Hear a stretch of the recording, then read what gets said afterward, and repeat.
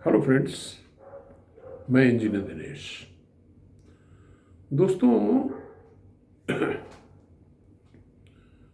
अ, एक किस्सा है पश्चिमी उत्तर प्रदेश या पंजाब का, जहाँ पे एक नहर के किनारे सुबह सुबह दो जाट, जिनकी म्यान में तलवारें थीं, वो सुबह सुबह नहर के किनारे मिले। नहर में पानी था नहीं, तो एक जाट ने तलवार निकाली और दूसरे जाट से कहा, वो नहर के किनारे मिट्टी पर लाइन खींच करके बोला, देखो ये नहर है, इस तरह से पानी आएगा जब, तो मैं ऐसे काट के अपने खेत में भर लूँगा। तो दूसरा जो जाट था, उसने जहाँ पे इसने लाइन खींची थी उससे पहले ही एक लाइन खींच दी। बोला, तुम काटोगे क्या, उससे पहले ही मैं काट लूँगा। और दोनों में बहस छिड़ी और तलवारें चल पड़ी और दोनों के सर कट गए। दोस्तों, करीब करीब यही स्थिति हमारे देश में सरकारी नौकरियों के बंदरबांट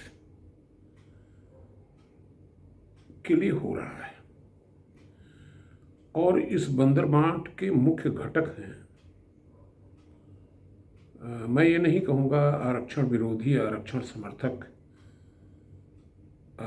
आरक्षण कोई बिंदु ही नहीं है, आरक्षण चाहे जितना भी कर दो।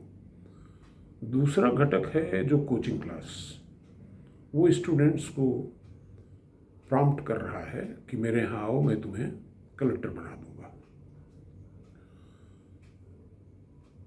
तीसरा घटक जो है हमारे पेरेंट्स हैं, बच्चों के, जो अपने बच्चों को सरकारी नौकरियां और ख़ासतौर से वाइट कॉलर की तरफ ढकेलना चाहते हैं।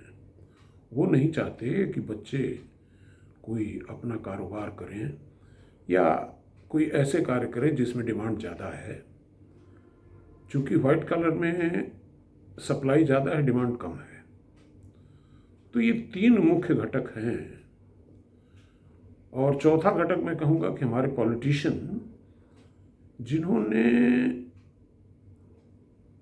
हमको आपस में लड़ाने का प्रयास किया कि नहर में पानी है नहीं और तलवारें चल जाएं।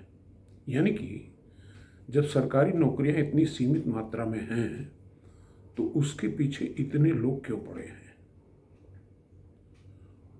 एक तरफ हम नौकरियों के पीछे पड़े हैं और दूसरी तरफ जिन कार्मिकों की ज़रूरत है वो हमें उपलब्ध नहीं हो रहे हैं। तो इसका हल क्या है? क्या हम जो चीज़ है ही नहीं उसके लिए लड़ते रहें, या जो चीज़ है उसके लिए अपने को इक्विप करें, अपने को स्किल करें? ये द्वंद्व है हमारे समाज, हमारे देश के सामने, जिस पे हमें आपस में विमर्श करके ही हल निकालना होगा। और जो हमारे बच्चों का माइंड सेट है, ख़ासतौर से नदर्न इंडिया में यूपी बिहार के जो बच्चे हैं, जिस कदर ये पीछे पड़े हैं। अभी एक रिपोर्ट आई है कि गुजरात में अनएम्प्लॉयमेंट की दर सबसे कम है। उसका मुख्य कारण है दोस्तों कि एक आम गुजराती अपने बच्चे को नौकर नहीं बनाना चाहता, वो चाहता है कि उसका बच्चा मालिक बने। दोस्तों, मैं अपना एक अनुभव शेयर करता हूँ आपसे कि ड्यूरिंग 1977 मैं इलाहाबाद से मुंबई गया इलेक्ट्रोलाइटिक ग्रेड कॉपर खरीदने के लिए, जिसका इस्तेमाल जनरेटर्स के आउटर सर्किट में होता है, बस बार्स में। तो जो हमारे छोटे पावर प्लांट्स होते थे शुगर पावर प्लांट के लिए, तो उसमें इसकी ज़रूरत थी, तो मुझे मुंबई जाना पड़ा। क्योंकि उस समय टेलेक्स की सुविधा थी, तो मैंने दिल्ली और बॉम्बे और कई जगह से रेट मंगाए, तो उसमें बॉम्बे का रेट अच्छा दिखा, तो मैं बॉम्बे गया और वहाँ एक होटल में ठहरा। और उसमें येलो पेजेस होते थे टेलीफोन डायरेक्टरी के पीछे। तो इन येलो पेजेस में मैंने टेलीफोन मिलाया 4-5 लोगों को, और रेट्स में काफ़ी फ़र्क था। तो मोस्टली ये प्रोडक्ट डील होता था कीका स्टेट से। तो I decided to go to Kika street. और वहाँ पे मैंने क्या देखा कि कीका स्ट्रीट में समझिए कि 6x6x6 के एक क्यूबिकल में एक बंदा बैठा हुआ है, एक छोटी सी टेबल पे। एक उसके पास डायरी है जिसमें बहुत सारे नंबर्स लिखे हुए हैं, येलो पेजेस भी हैं। और उसी छोटी सी टेबल पे दिन भर में वो दसियों लाख का बिजनेस कर लेता है। न तो उसके पास अपना कोई गोडाउन है, न उसके पास अपना कोई स्टॉक है। वो करता सिर्फ ये है कि आपकी डिमांड नोट करेगा और जो स्टॉकिस्ट और गोडाउन वाले हैं उनसे बात करके आपको एक रेट कोट करके देगा। और डील होती है तो हो, नहीं तो फिर अगले कस्टमर से होगी। तो जब मैं वहाँ घूमा, 3-4 क्यूबिकल्स में गया और मुझे पता चला कि चारों के चारों गुजराती बीटेक्स हैं। तो मुझे बड़ा आश्चर्य हुआ, और बड़ी यंग एज के। तो मुझे ये लगा कि ये सारे के सारे बॉम्बे में और लोग भी तो रहते हैं, सब गुजराती लोग ही क्यों ये ट्रेडिंग कर रहे हैं।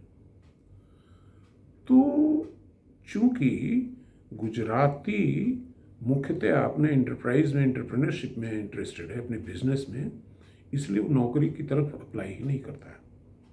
इसलिए आईएएस में तो शायद कोई एप्लीकेशन भी न पड़ती हो गुजरात से। और आप देख लीजिए कि भारत का कोई भी ऐसा प्रदेश या जिला नहीं है जहाँ पे कोई भी सामग्री गुजरात से ना आती हो, अहमदाबाद, सूरत।